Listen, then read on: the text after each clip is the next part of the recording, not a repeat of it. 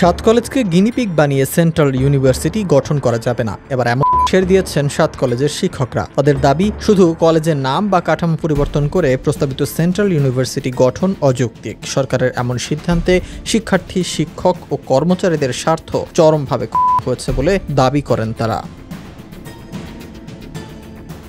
BCS সাধারণ শিক্ষা সমিতির পক্ষ থেকে আয়োজিত মানববন্ধনে বিসিএস শিক্ষা ক্যাডারের কর্মকর্তারা বলেন, সেন্ট্রাল বিশ্ববিদ্যালয় সাত কলেজ ফেলতে চাইছে। প্রস্তাবিত খসড়ায় সাত কলেজে অধ্যয়নরত শিক্ষার্থী, শিক্ষক ও কর্মচারীদের স্বার্থ চরমভাবে হয়েছে। এ সময় সরকারের এমন কর্মকাণ্ডে গভীর উদ্বেগ জানান তারা।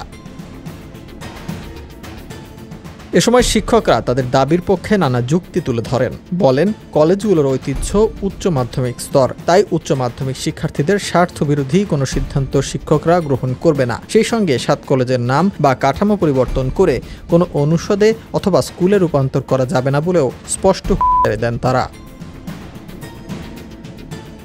এর আগে সাত কলেজের স্নাতক শিক্ষার্থীদের দীর্ঘ আন্দোলনের প্রেক্ষিতে কলেজগুলোকে ঢাকা সেন্ট্রাল ইউনিভার্সিটি করার ঘোষণা দেয় সরকার। খসড়া অধ্যাদেশে বিশ্ববিদ্যালয়ের ধরন, শিক্ষাক্রম ও সংশ্লিষ্ট আনুষঙ্গিক বিষয়গুলো তুলে ধরা হয়। এই খসড়া অধ্যাদেশের ভিত্তিতে বিশ্ববিদ্যালয়ের কাঠামো ও পাঠদান পদ্ধতি নির্ধারণ করার কথা বলা হয়। 7টি কলেজ ক্যাম্পাসকে 4টি স্কুলে বিভক্ত করে বিশ্ববিদ্যালয় পাঠদান ও গবেষণা কার্যক্রম পরিচালনার কথা জানানো হয়।